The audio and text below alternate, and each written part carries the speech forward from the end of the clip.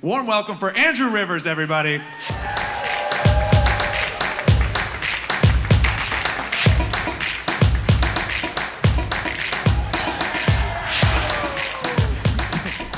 You guys are like, all right, this is a show that got a lot worse for a second. How you guys doing, Everett? Yeah, it's good to be here. I went to school in Everett, actually, University of Phoenix online, so good to be here. I just got a new roommate, and I'm trying to kick him out, but it's tough because he's a spider. I was leaving the house one day, I saw a spider on the ceiling, and I was like, shit, I don't own a broom. Probably there's a bunch of fucking bugs in the house, right? So I left, I got a broom, I came back, I'm getting ready to kill the spider, but then there was a fly in my room also. I was like, I don't have time to be chasing 17 different insects. I'm a very famous comedian, I've got a show in Everett in 6 months to get ready for, you know? So I look at the spider, I go, hey man, you take care of that fly, I'll let you hang out for a couple more days. I smoke a lot of pot, right? So I left, right? Dr. Doolittle, I left. I came back, the fly was in the spider web. He fucking got him. He listened to me.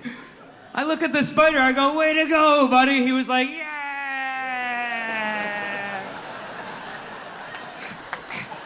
Okay, good. Yeah, he's got 8 legs. That's the whole joke. I don't want anyone driving home like, I didn't get the spider thing, but I mean,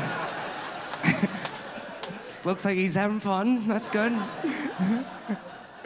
Don't worry, you picked a good show. I'm very famous. That's not supposed to be a laugh yet. Fuck you guys.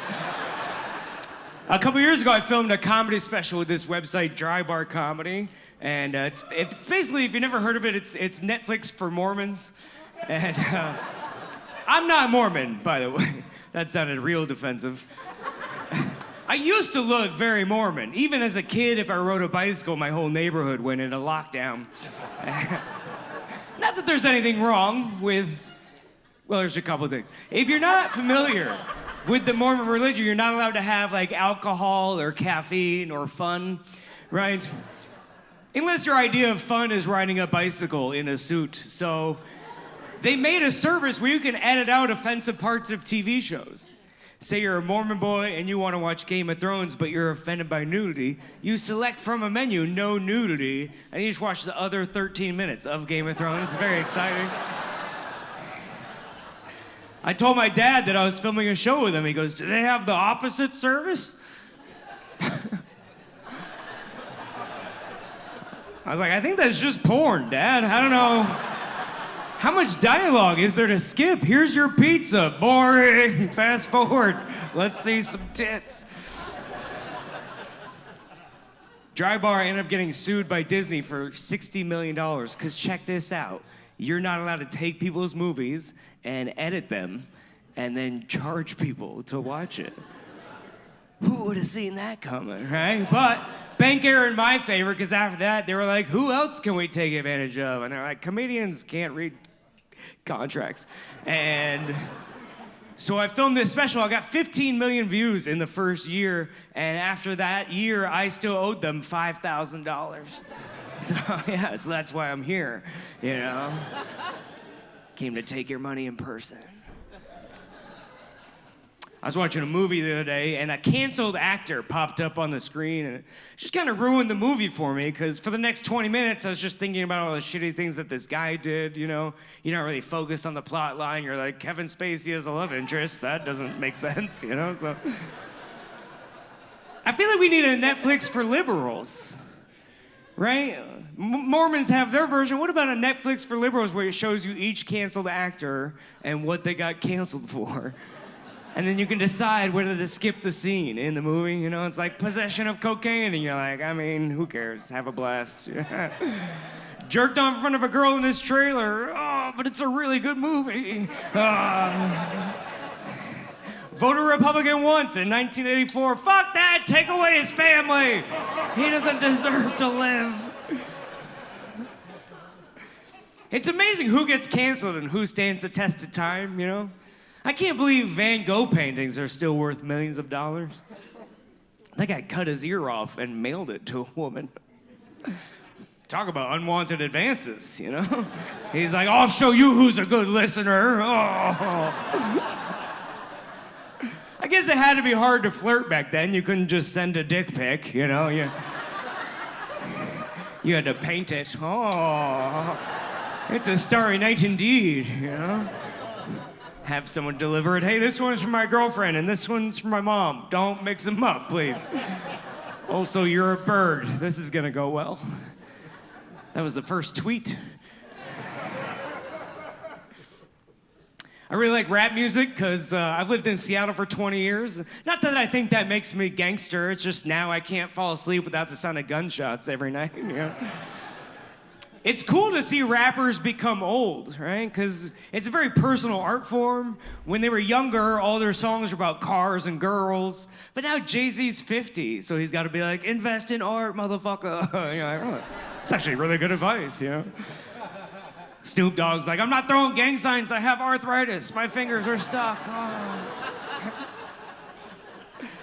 Rappers have always had the best financial advice, right? Because when a rapper gets rich, what's the first thing he does? He buys diamonds, he puts them in his teeth. That's a great place to store your valuables. Banks can fail. Someone can rob your house, no one's gonna steal your face. And if they do, at least you saw who did it. Plus, it's just badass to wear your savings account like that. I think you can tell a lot about someone's savings account by looking at their teeth. Because if you're missing a few teeth, you're missing a few payments, right?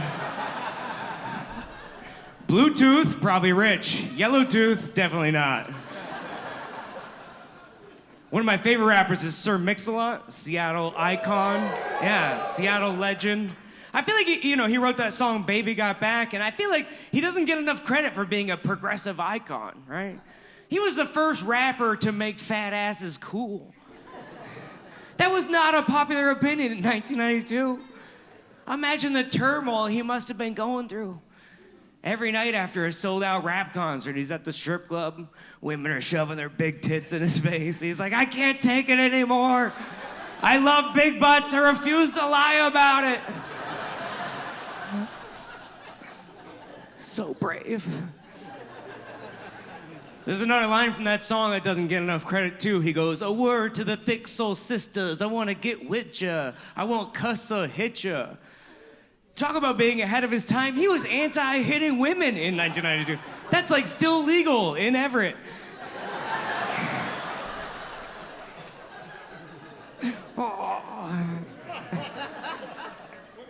I'll tell you what, though, this Bud Light controversy is why it's great to be a fan of rap music, right? Because I don't have to care what Kid Rock thinks.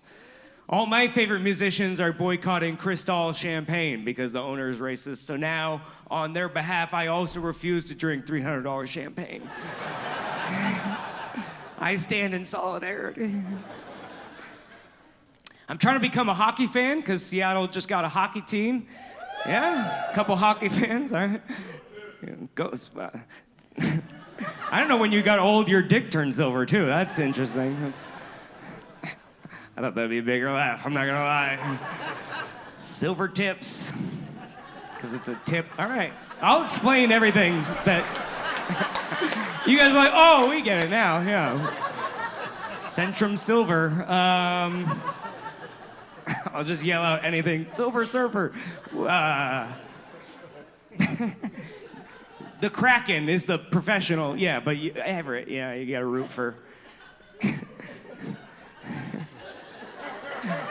You can't make it all the way to Seattle once, so go to the big city.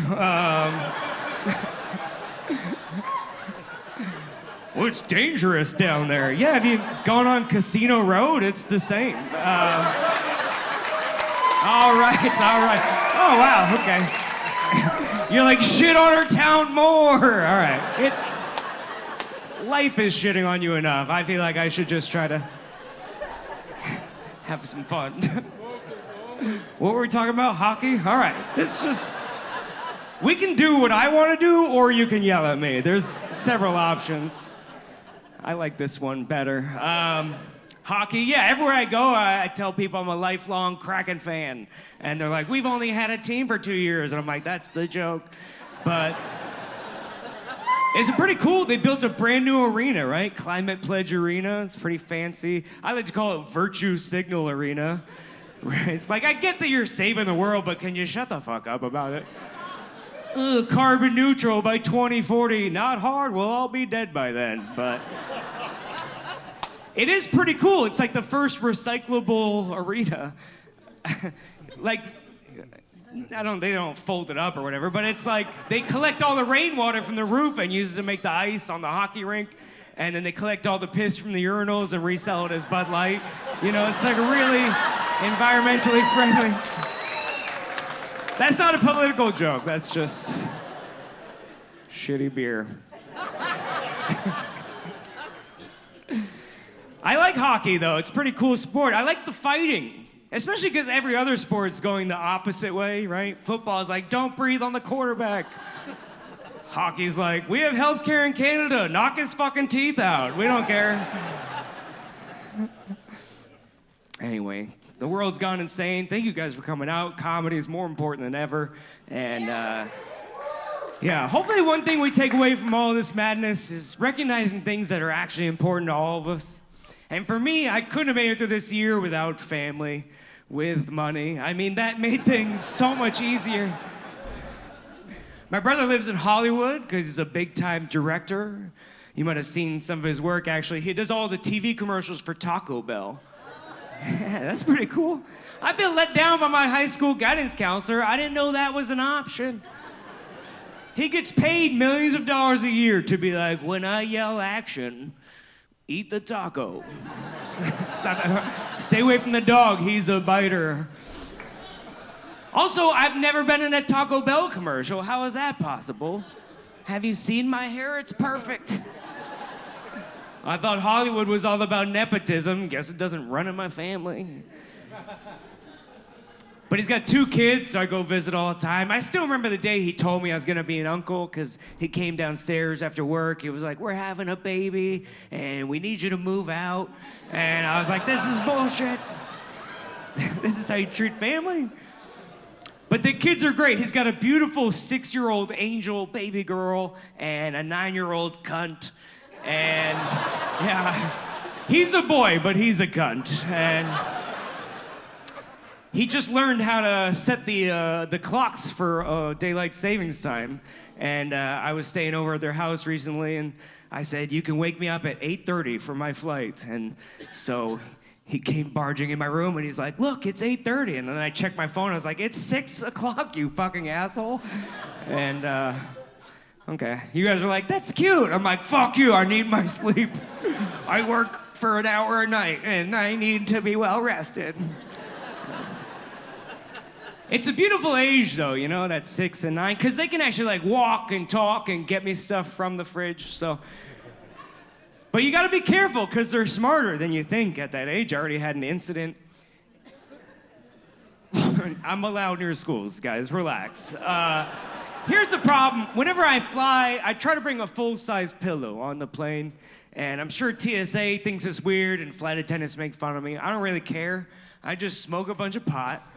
I get a window seat, and then I wake up in a new city, you know? I'm like, oh, I time traveled, this is amazing. But recently I was visiting my brother, and a 6-year-old comes running up to me. She's like, you forgot your pillow here last time. I go, oh, how did you remember that it was my pillow? She goes, it smells like you. And I was like, oh, shit.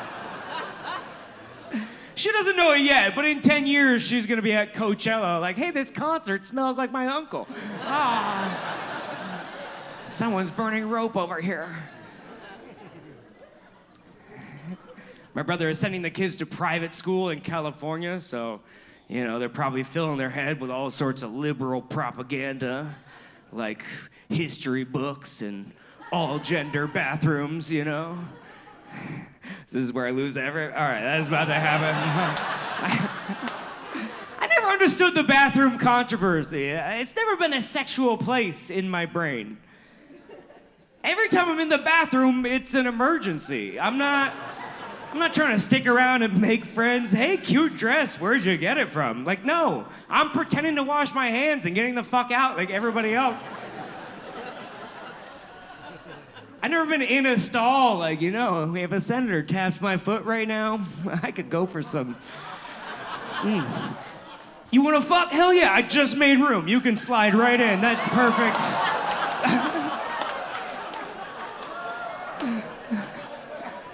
The kids are not fucking in the bathroom. They're in there for a long time because we raised them on square pizza and chocolate milk. It's gonna take a minute. Also, they're vaping. They are vaping, but they're not fucking. But I get it. You want to protect the kids, right? You don't want some old man in a dress reading books to them because he might diddle them. Okay, don't send them to church. Like, it seems straightforward. The calls coming from inside the confessional booth.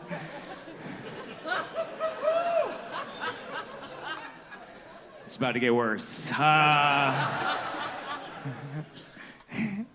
I worry about the books thing, right? If we take away books from kids, they're gonna have nothing in their backpack to protect them from all the bullets flying through their hallway. Look, don't get mad at me. I was a loser in high school. I chose comedy. There are other options. Now I'm in Everett, and I wish I had a gun. But that's okay. That's a joke. I get to leave. It's fine. There was a school shooting the other day. Well, there always is, you know, but it was like the first one in a couple of months, and I was like, what happened? We had such a good run. And then I realized, like, oh, it was just summer break. So that's exciting to look forward to. All right, we'll get back on the good jokes train here. My brother just got baptized for the first time recently at age 40, and we weren't raised religious at all, so my parents found out. They actually freaked out. They call me up. They go, we're worried about your brother. We need you to check in on him. I'm like, hey, relax. As far as a midlife crisis goes, Jesus is pretty mild. It could be worse. At least he's not buying a Corvette and abandoning his family. Too close to home forever. I apologize. I'm sorry. He's just getting cigarettes. He'll be right back.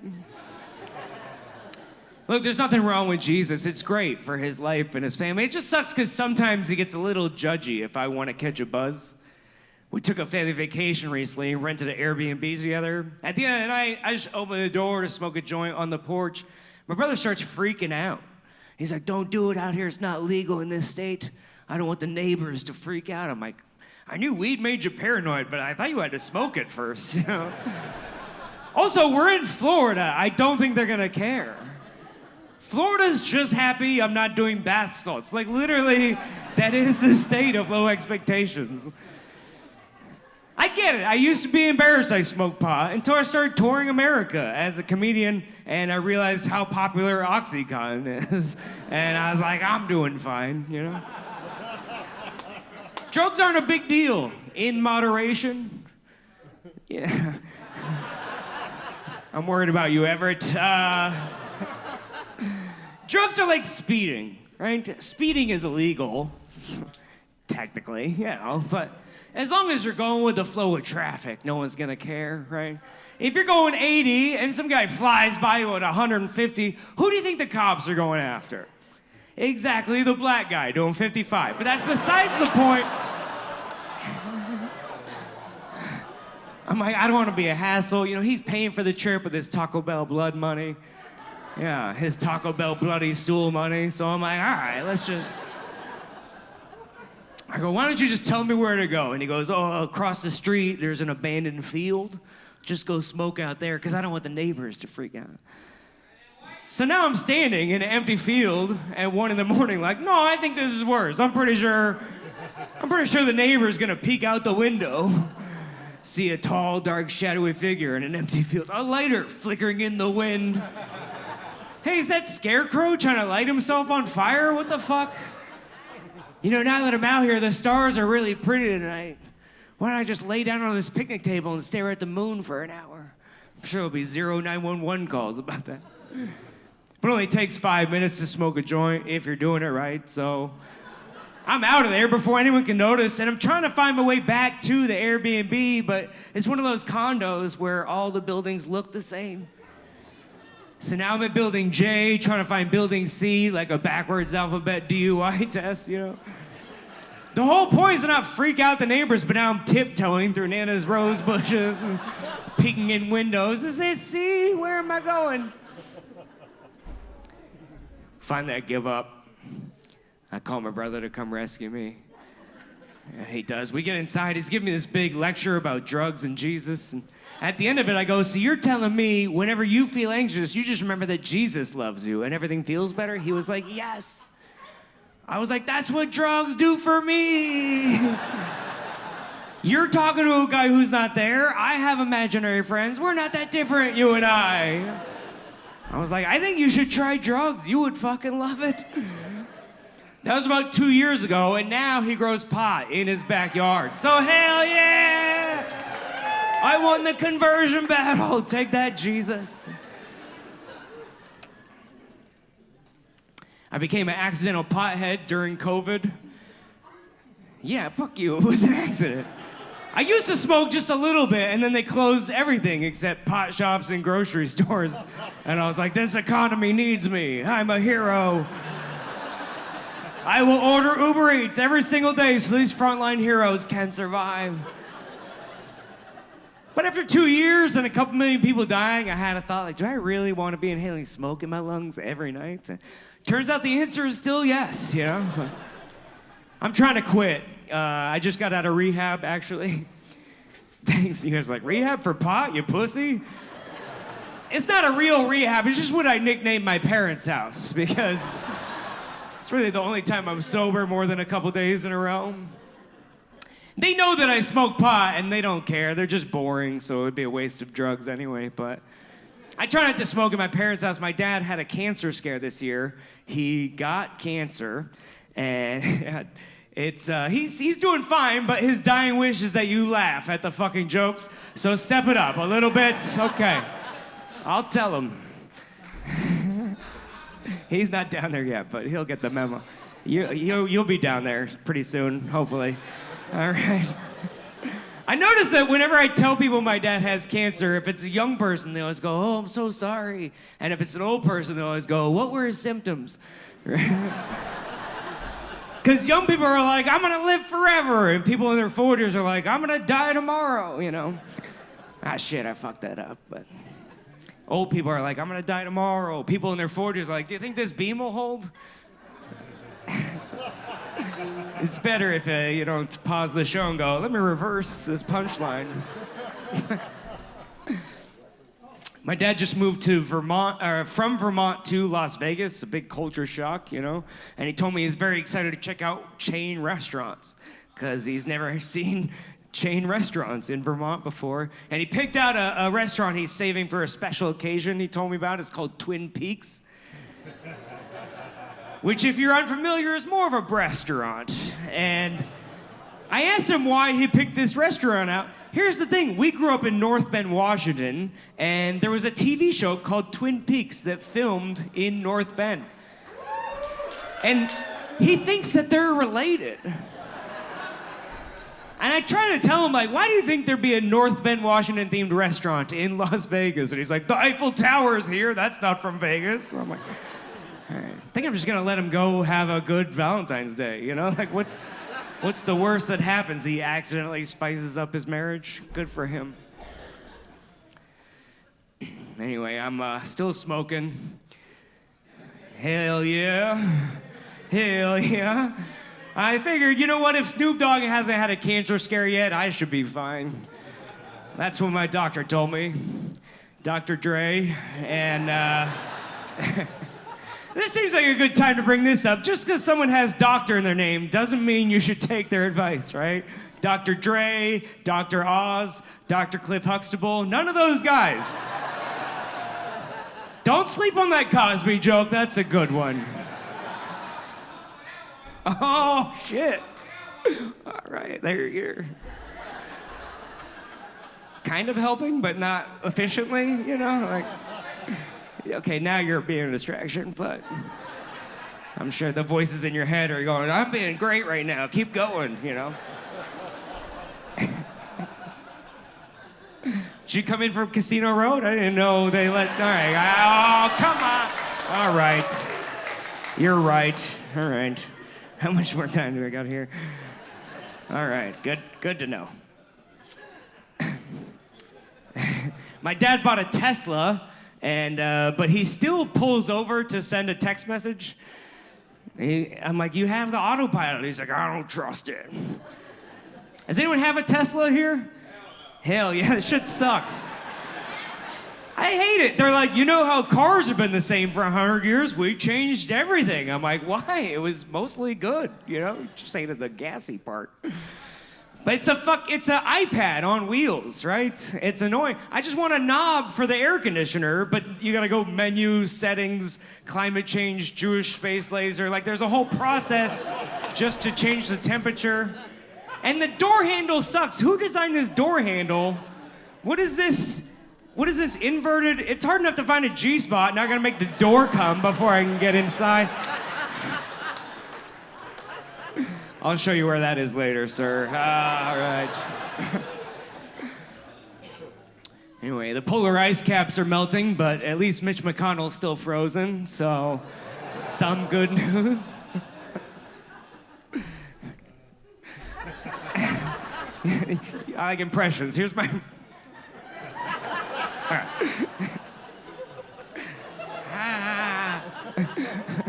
Three ghosts visited me. I'm sure he's killed more than 3 people, but I get it. Protect your hero. I get it. Some people are so amazed that he froze up like that, and I'm amazed that it doesn't happen more often. He was born in 1942.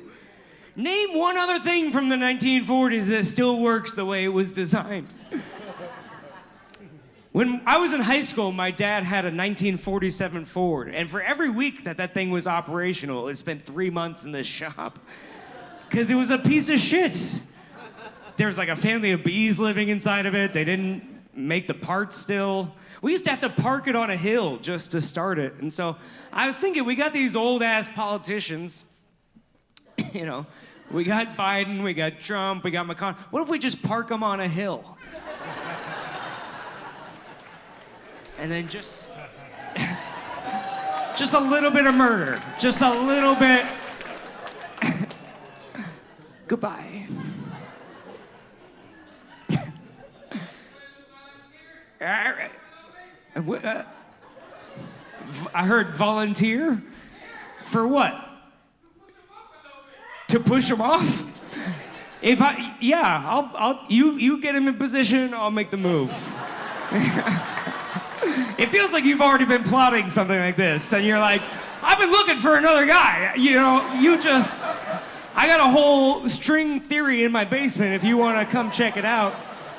Well, it's underneath my trailer park. I don't really have a multiple... You guys are so fun. You're like, keep going, but also ease up a little bit. Like, he might have a gun, so we just want to keep this friendly.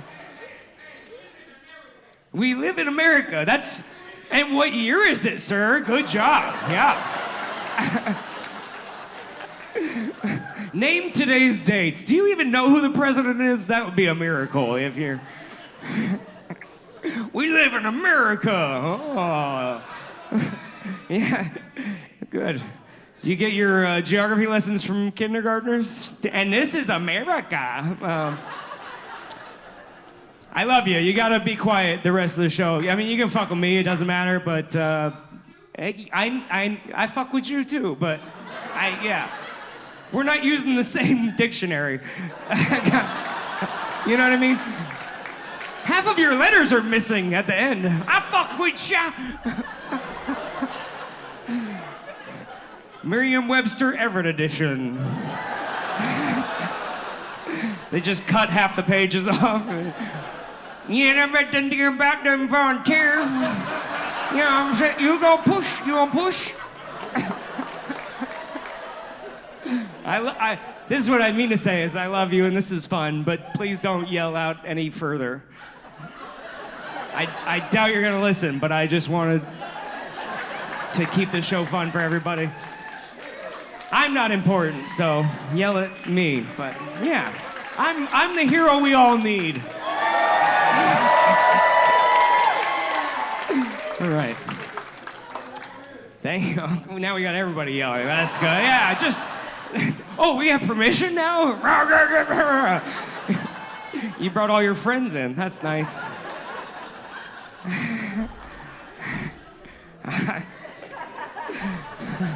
Is it almost time for me to leave yet? All right, can I... I've been trying to wrap this show up for 12 minutes, and, all right. I knew we had one celebrity. I didn't know Boomhauer was at the show, too. That's pretty fun.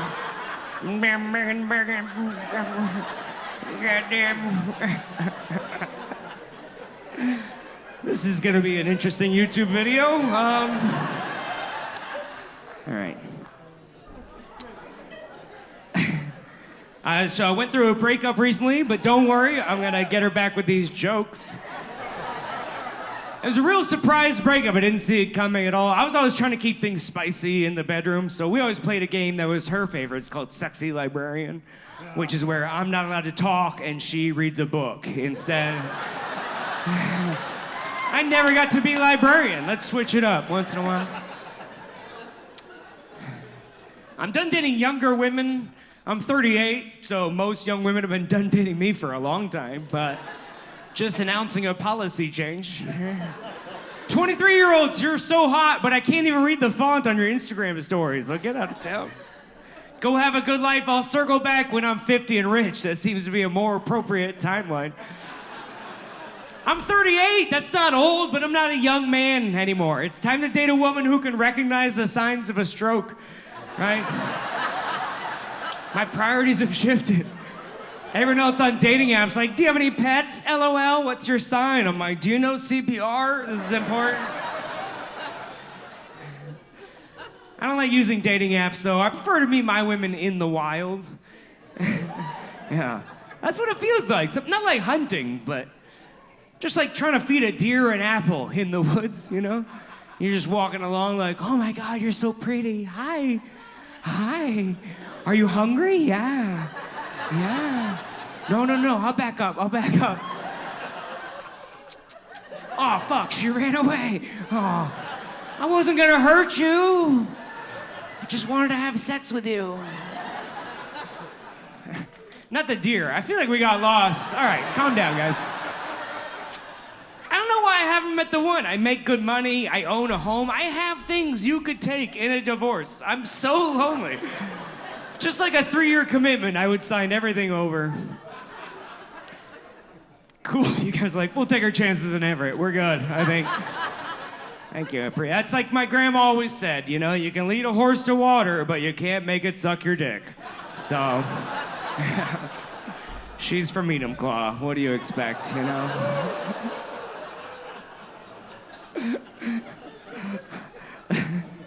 That's such a fun story to me, because I remember when they were trying to legalize gay marriage and all the arguments were like, oh, if you legalize gay marriage, then people are gonna wanna marry their dogs. And it's like, no one's gonna wanna fuck an animal. And then everyone was like, eat 'em,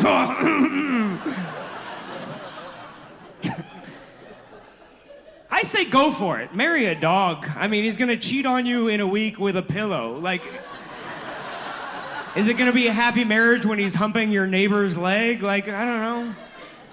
It seems like it's a problem that takes... You know what happened to the guy who got fucked by the horse? He died. Seems like those problems take care of themselves. I don't know. Just let him have fun. All right, I gotta get the fuck out of here. We spent too much time arguing with my stepdad. And I got a couple shirts for sale after the show so the government doesn't know I make money. And the first one's just a joke about people with fake service dogs. Because my friend has a service dog, but it's a Chihuahua. I was like, I don't think that counts. She's like, no, it helps on my anxiety. I'm like, the dog shakes more than you do. I think your service dog needs a service dog. So it's just an emotional support t-shirt, right? Because if you're feeling sad and you don't have your service dog or your vape pen, you know, you just pet this guy. Oh. And it lines up with your nipples. You're like, I feel so much better. All my anxieties disappearing. I need emotional support underwear, you know? He's got a bowl full of pills, and the name tag says Xanax, so something for the kids to wear to school.